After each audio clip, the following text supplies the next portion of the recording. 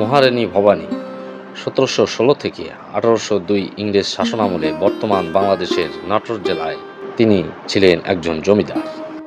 তার পিতার নাম ছিল আত্মরাম চৌধুরী এবং মাতার নাম ছিল তমাদেবী চৌধুরী রানী। দান, ধ্যান, শিক্ষা, পানীয় জলের ব্যবস্থা, যোগাযোগ ব্যবস্থার উন্নয়ন, চিকিৎসা ও ধর্মীয় কাজে স্বীকৃতি স্বরূপ তার প্রজারা তাকে মহারানী নামে আখ্যায়িত করে। 1706 সালে রাজা রামজীবনের হাত ধরে এই রাজবাড়িটি 120 একর জায়গার উপরে প্রতিষ্ঠিত হয়। তাহলে বন্ধুরা চলুন আজ ঘুরে দেখি নাটোরের রানী ভবানীর রাজপ্রাসাদ।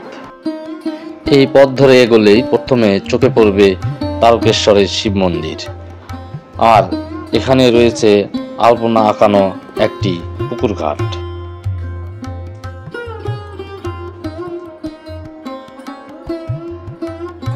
আর একটু এগিয়ে গিয়ে চোখে পড়ল রাজবাড়ির বৈঠকখানা। এই বৈঠকখানায় রানী ভবানী তার অধীনস্থ কর্মচারীদের সঙ্গে বৈঠক করতেন। বৈঠকখানার গম্বুজগুলো খুব অপূর্ব ও দৃষ্টিনন্দনভাবে নির্মাণ করা হয়েছে।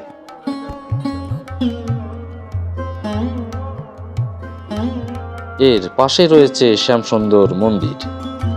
নাটোর রাজবাড়ির সবচেয়ে প্রাচীন স্থাপনা এই শ্যামসুন্দর মন্দিরটি।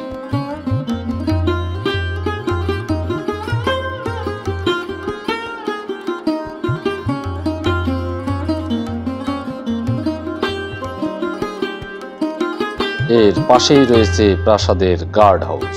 এই ভবনটিতে প্রাসাদের গার্ড বা সৈন্য সামন্তরা বসবাস করতেন।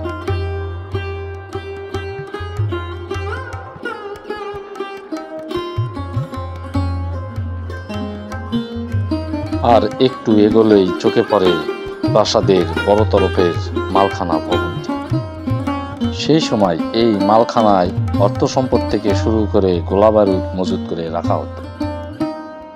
ভিউয়ার্স, এখন যে ভবনটি দেখতে পাচ্ছেন এটি রানী ভবানীর সবচেয়ে দৃষ্টিনন্দন প্রাসাদ। আর এই প্রাসাদ ভবনটি রানী ভবানী তৈরি করেননি, এটি তৈরি করেছেন তার শ্বশুর রামজীবন। আর এটি ছিল সেই সময়ে রাজবাড়ির মূল প্রাসাদ। মূল ভবনের পাশেই রয়েছে রানীমহল। আজ কালের পরিক্রমায় ভবনগুলো জীর্ণ অবস্থায় পড়ে আছে। রানীমহলের পাশেই রয়েছে চতুষ্কোণা মন্দির। এখানে চারপাশে 4টি মন্দির রয়েছে। এই মন্দিরের কাজগুলো সেই প্রাচীন আমলের কথা আমাদেরকে বারে বারে স্মরণ করিয়ে দেয়। রানী ভবানী ছিলেন একজন ধর্মপরায়ণ জমিদার। তিনি তার নিজ হাতে তৈরি করে গেছেন অসংখ্য ধর্মীয় উপাসনালয়।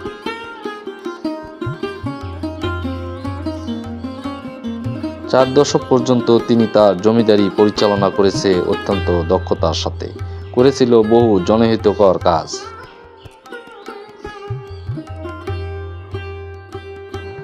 একটু সামনে এগিয়ে গিয়েই দেখতে পেলাম রাজপ্রাসাদের হানিকুইন ভবন রেস্ট হাউস। এখানে ছিল রাজকীয় অতিথিদের থাকার সুব্যবস্থা।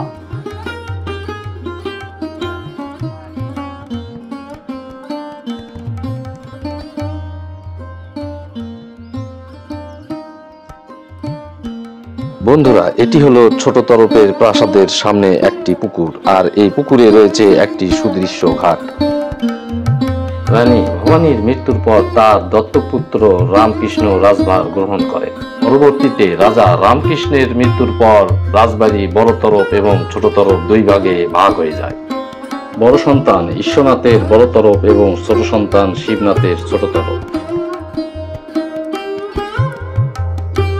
এটি বন্ধুরা ছোট তরফের প্রাসাদের লাগোয়া ফাঁসির মঞ্চ। 241 বছর রাজ্য পরিচালনা হয়েছে এই প্রাসাদ থেকে। শাসন ব্যবস্থার পদে পদে নিতে হয়েছে কঠিন পদক্ষেপ, তারই একটি ব্যবস্থা এই ফাঁসির মঞ্চ। আর এখানেই নিঃশেষ হয়েছিল কত তাজা প্রাণ। রানী ভবানীর অধীনে বাংলার ভূসম্পত্তি ছিল 13,000 বর্গ মাইলেরও বেশি, আর জমিদারিতে পরগনা ছিল 164টি। পর্দায় এখন যে অসাধারণ কারুকার্য বিশিষ্ট প্রাসাদটি দেখা যাচ্ছে, এটি ছোট তরফের রাজা শিবনাথের প্রাসাদ। আর প্রাসাদটির গায়ের ডিজাইন এতই সৌন্দর্যমণ্ডিতভাবে সাজানো যে পর্যটককে বারে বারে আকৃষ্ট করে।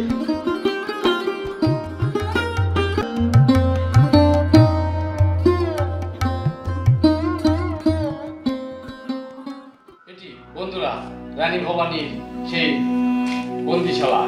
এখানে বিভিন্ন অঞ্চল থেকে বন্দীদেরকে নিয়ে এসে তাদেরকে এখানে রাখা হতো এবং এখানে রেখে তাদেরকে সেই নির্মমভাবে বন্দীদের রাখা বা বন্দীদের আটক করার সেই কামরা। এই কামরার ভিতরে রয়েছে লোহার একটি খাঁচা। ওই খাঁচার ভিতরে বন্দীদেরকে বা বিভিন্ন অঞ্চল থেকে যাদেরকে ধরে আনা হতো তাদেরকে রাখা হতো এবং এখানে তাদেরকে বিভিন্নভাবে নির্মম এবং নির্দয়ভাবে নির্যাতন করা হতো।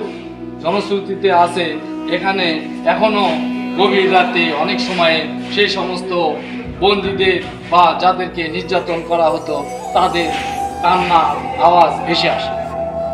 1802 খ্রিস্টাব্দে নাটোরের উজ্জ্বল নক্ষত্র রানী ভবানী 50 বছর রাজকার্য পরিচালনা করার পর 79 বছর বয়সে দেহত্যাগ করেন। এখানে দেখার কি কি আছে রে শোভন? আমি তো নাটোর আসার পরে প্রথমত শুধু দিঘি দেখে গেলাম, দিঘি আর দিঘি।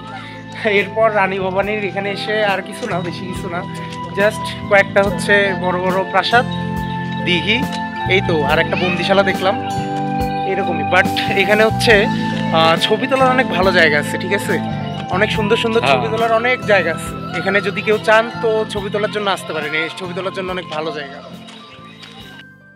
বন্ধুরা, আমাদের ভিডিও পর্ব এই পর্যন্তই। ভালো থাকুন, নিরাপদে থাকুন, ইউটিউবের সঙ্গে থাকুন।